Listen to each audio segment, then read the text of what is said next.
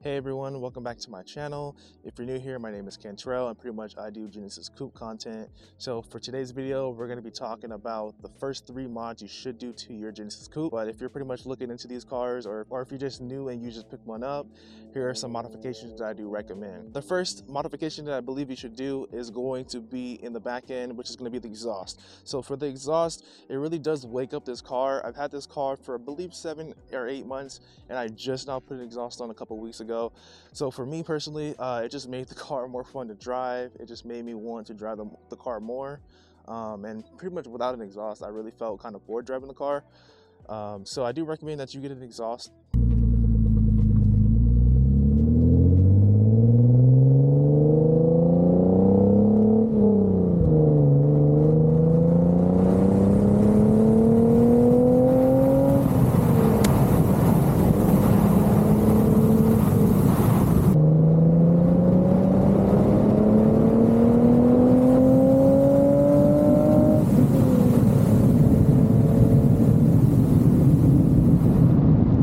So for number 2, I do recommend that you do some sort of lowering, whether that's lowering springs or coilovers or bags, anything like that. I personally got gifted some teen lowering springs. I made a video on that and honestly I'm loving it. So for me personally, I just hated the way that the Genesis Coupes came. I mean, this gap is way smaller than pretty much what the camera is probably capturing. But I'll go ahead and go into the front and it looks way lower. So pretty much I recommend that just because, I mean, obviously once you do the coilovers or you do the bags or you do the lowering springs, you're pretty much going to be able to have the car look a lot better. You're going to pretty much enjoy the car a lot more, especially on the corners and stuff like that.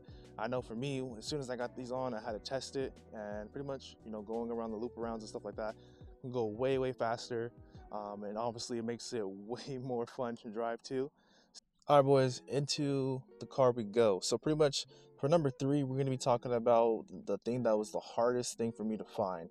Now, I personally do not like the OEM shift knob. I'll go ahead and pull it up out the glove box for you guys so that way you guys can see it. So this is what the OEM Genesis Coupe shift knob looks like, and for me personally, like, I love the way it feels, as in the way it fits in your hands and stuff like that, but I absolutely hate the way that it looks. So for me, I had to pretty much get rid of this thing. Now, another annoying part about this shift knob is that on the bottom, it rattles. So when you get up to like 4 or 5,000 6,000 RPMs, it's really rattling, and is one of the most annoying things ever for these cars. So I recommend getting any type of shift knob for these cars. I personally recommend just not cheaping out on any of these modifications that I talked about, just because, you know, once you start to switch things up, you're spending more money when you could have pretty much just got it done the first time around. So I personally had 2 shift knobs. One was a ball one from Billet Works, and that one was just something that I did not like. I did not enjoy it at all. It was way too heavy, and honestly it didn't fit my hand the way I wanted to. I saw that Racing finally had some sort of sale for their shift knobs. It was only for red for this one that I wanted, which is totally fine. I know my car is blue, but you know, this really does just fit your hand way better. Honestly, it allows me to really shift the car way better.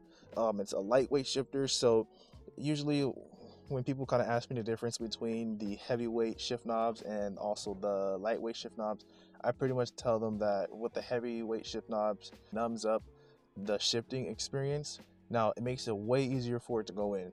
I'll give you that. But for me, I like the lighter one just because it honestly, you can feel all the clicks and it feels more notchy pretty much, and that's what I like. So if you like more notchy, I would say get the lighter shift knob. If you want more ease to go in, then I would say go with the heavyweight shift knobs. So pretty much my thoughts about those 3 modifications. So I would definitely recommend doing the exhaust first, whether that's, like I said, a muffler delete, some sort of catback, or anything else like that. I know personally for me, I just didn't want to spend too much money on a muffler delete, so it made more sense for me to just get the catback exhaust. If it was up to me, I would do exhaust, I would do shift knob, and then I would do lowering springs. Just make sure you guys are looking for quality parts. Make sure that you just don't get the cheapest thing you see. I personally seen coilovers that are really cheap, but it just kind of was a little suspicious to me, so I ultimately did not get them.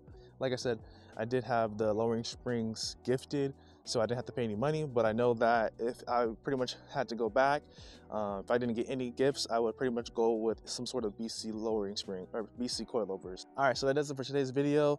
If you guys enjoyed this video, please go ahead and give it a like, thumbs up. And I'm curious, what have you guys done for your Genesis Coupe? What is the first mod that you guys did for your cars? And if you don't agree with any of these ones, which one would you rather have for the first 3 modifications? All right, guys, see you in the next one.